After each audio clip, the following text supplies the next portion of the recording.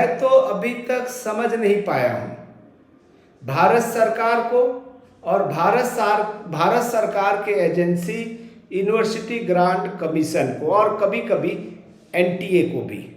ये समझ से परे है। कभी कहता है ओडीएल और ऑनलाइन मोड ठीक है।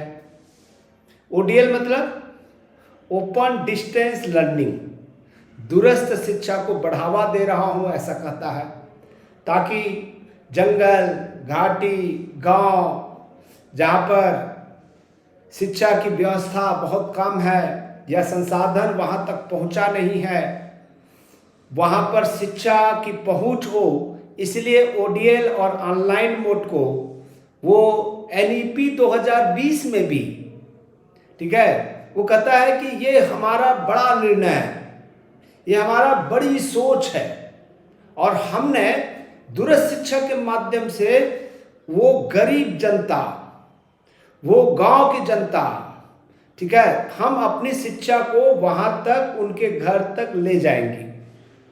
और आज कह रहा है कि वीजीसी का एक बड़ा फैसला आया, देखिएगा आज क्या कह रहा है, जिसने हजारों स्टूडेंट्स और कई यूनिवर्सिटी को सीधे प्रभावित किया है एक नोटिफिकेशन में।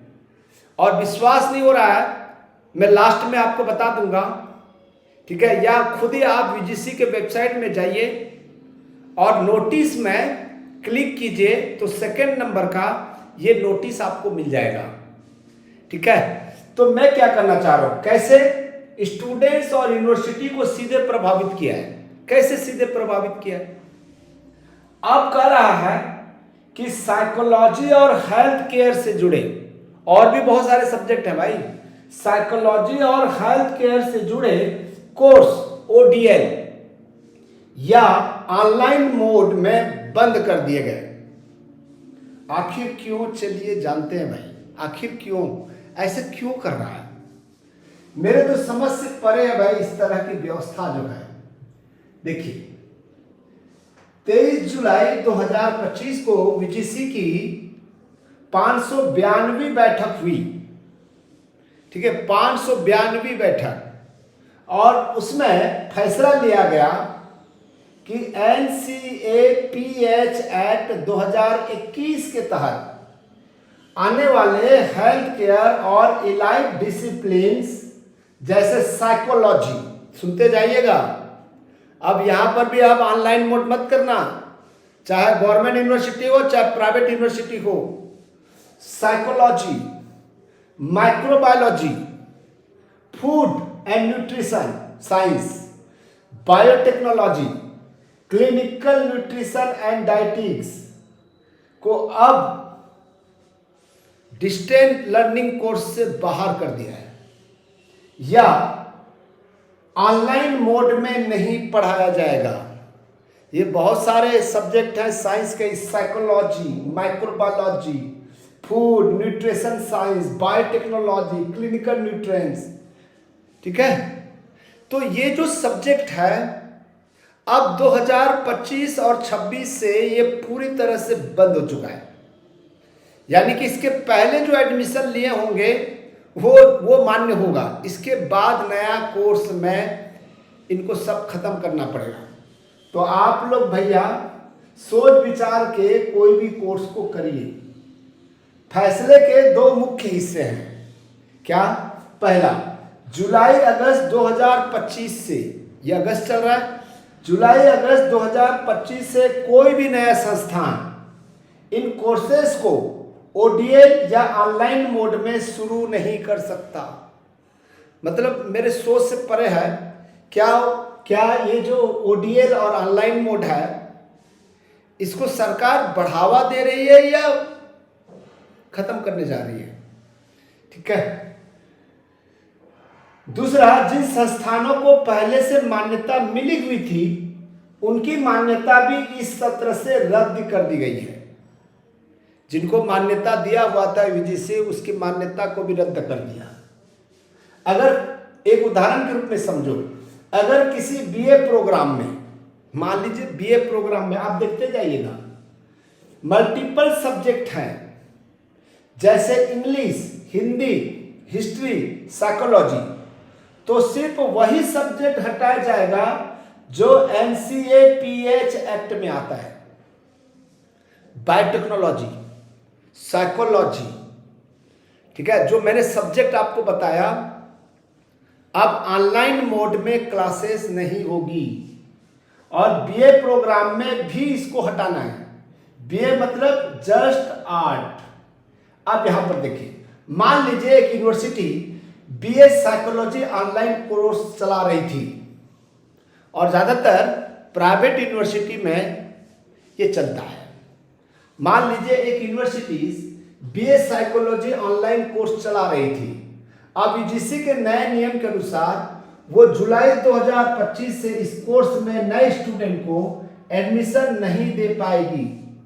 अगर BA में साइकोलॉजी के साथ हिस्ट्री और इकोनॉमिक्स भी थी तो सिर्फ साइकोलॉजी ODL ऑनलाइन से हटेगी, बाकी सब जारी रहेंगी। जो मैंने बायोटेक्नोलॉजी भी नाम दिया था, ठीक है, वो सारे subject, health care subject, nutrition subject, ये सब ऑनलाइन मोड से हटा दिया गया है। मुझे लगता है आपको समझ में आ गया होगा। इस फैसले का सीधा असर उन छात्रों पर पड़ेगा जो घर बैठकर या डिस्टेंस मोड से साइकोलॉजी या हेल्थ केयर से जुड़े कोर्स करना चाहते थे। अब इन्हें रेगुलर मोड में ही ये विषय पढ़ने होंगे। एक तरफ MOOCs भारत सरकार का ही है,